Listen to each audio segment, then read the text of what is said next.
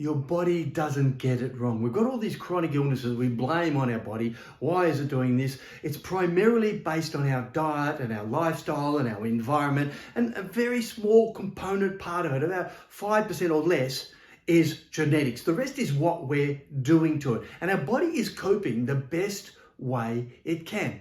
And before I get on and talk about how it relates to, your risk of hypertension and cholesterol and calcium in the arteries and Alzheimer's and gout and all those other conditions, which I'm going to give you examples of, I want to explain to you what is the underlying cause. And the underlying cause is really simple. It's a little triangle I made up a long time ago of the three major causes of all chronic illness.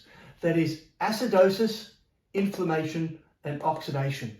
And you'll see another video where I explain these a lot more in detail. But effectively, when you've got this, and often you've got that. And when you've got that, you've got that, and you've usually got that. And those three things, if we consider those and realize that if we lower our oxidation, lower our inflammation, and get our pH right, then everything comes back in balance. So I'll start off with our cardiovascular system.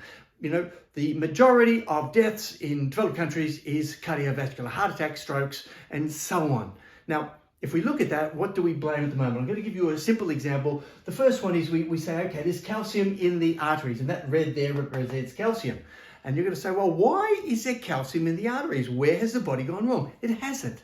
It's trying to actually protect you. It's basically like a triage system in a hospital where you come in and the nurses at the hospital will say, okay, you go there, you've just got a bruise, you've got a cut, and you're serious. You head off to emergency straight away.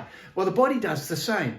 And when your pH of your blood is a little bit out, in other words, a little bit acidic, you see, I've got a pH of 7.36 is what your blood should be. But if it gets 7.34 or 5, you go, well, that's not much. Yes, it is. In pH scale, it's all what's called an exponential scale. It is a big difference in it. And so a pH of 7.34 or 35 means that your blood is not optimal for all the biochemistry to work. So what it does is your body says, okay, if I let it go on like that, you're going to end up with a lot of health problems in there because the enzymes in your blood and your red blood vessels and your immune system in your blood aren't going to be working properly.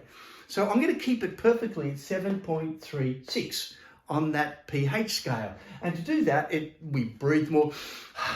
That can get rid of some of the acid out of our blood. Carbon dioxide, we have some sodium bicarbonate stores around the body. But if we're constantly eating acidic producing foods and an acidic producing lifestyle, lots of stress and so on like that, then our body can't cope with it.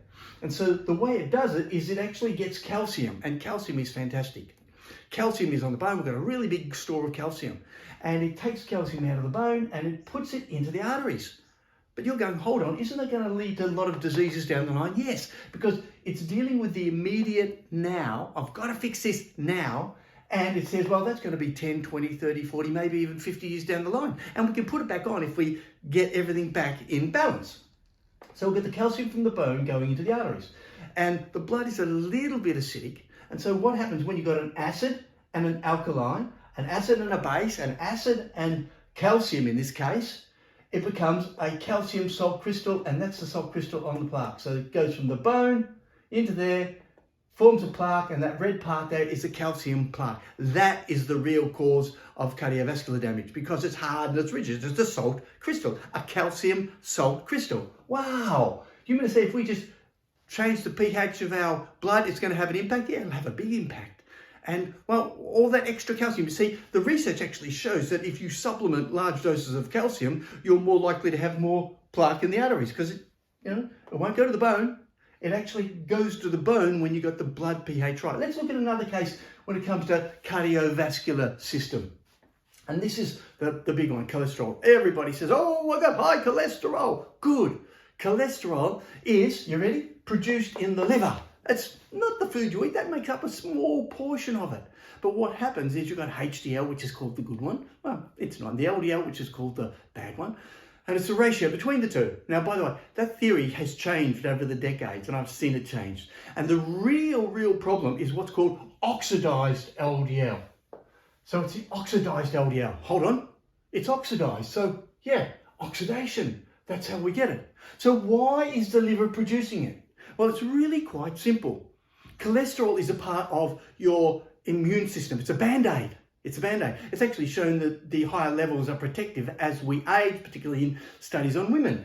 And what it shows is that it's there to actually do some repair. And normally what happens is in your arteries, this black line here, you get oxidation and inflammation occurring because of the trashy foods we eat. Yeah, and the stress, the cortisol from the stress and other chemicals in there coming from our gut, the what's called lipopolysaccharides, LPS and things like that. And they cause damage in the arteries.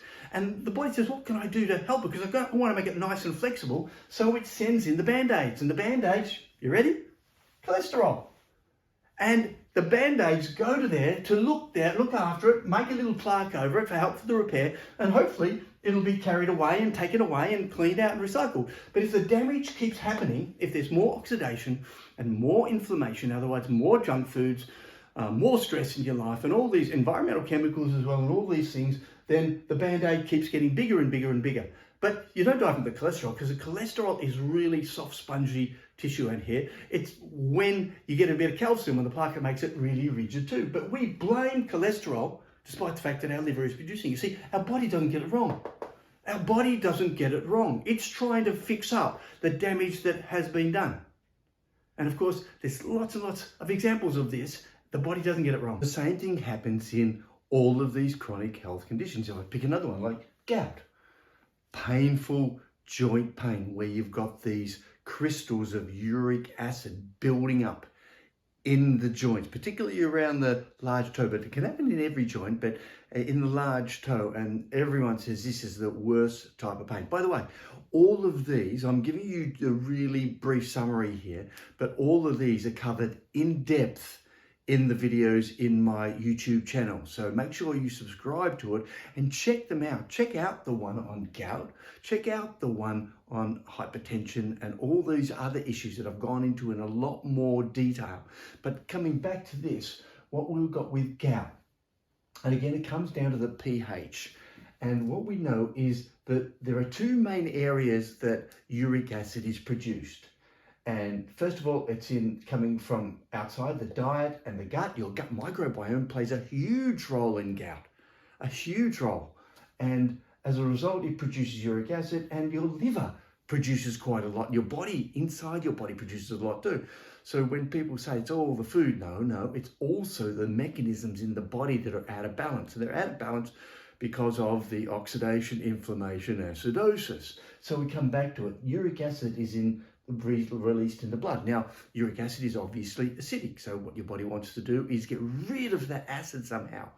I should at this point out that uric acid is an antioxidant. It's actually good for you. So somehow the body has got it, is saying, hold on, I'm pumping out all this good stuff, uric acid, to try and fix something. What is it? It's inflammation and oxidation.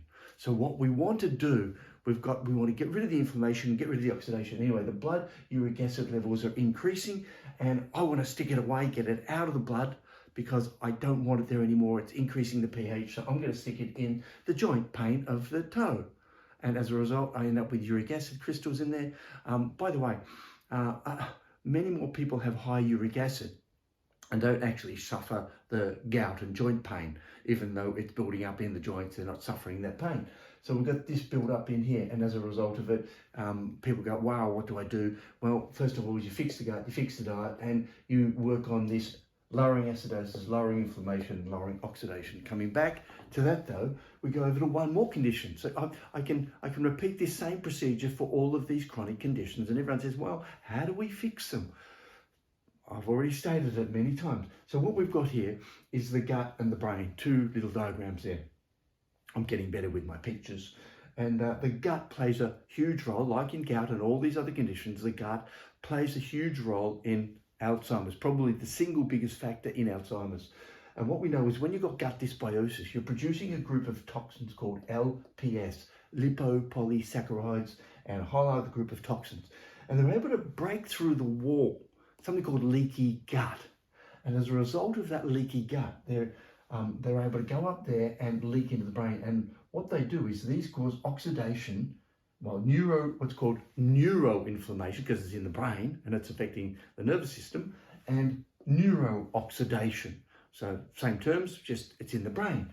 And so these go up there and get through this blue line around here, which is called the blood-brain barrier. It's made of the same material here, and this stuff is designed to actually get through here, so it gets through there too. And when it goes into here, the brain says, well, what am I going to do? And it sets up all this scarring material called beta amyloid plaque. And this beta amyloid plaque is the major factor in Alzheimer's. And fortunately, if you're on a really good diet and you're exercising, like I tell you in the Alzheimer's prevention program that I've got the video on, then essentially it clears it all out. You build it up, it clears it out. It's like a scab on your arm, exactly the same principle. If the scabs keep building up, then they get in the way. The scabs keep building up in the brain, they get in the way. I know this is very simplistic, but sometimes the simplest approach is the easiest. This is called Occam's razor in science. And so this build-up of plaque in here will be emptied out if you no longer have the inflammation, oxidation, and acidosis. You have lots of nutrients. Now, all of these principles apply exactly the same to all of the major conditions. So what we've got to do is look at ways of lowering acidosis, inflammation, and oxidation. And the three major factors in there are diet, lifestyle, and environment, of course, and they're all linked through the gut. And if you look at all the materials that are on my channel, you'll note there's a lot of information on the anti-inflammatory, antioxidant, anti-acidosis diet, the AAA diet. Have a look and subscribe, check out this and share the information.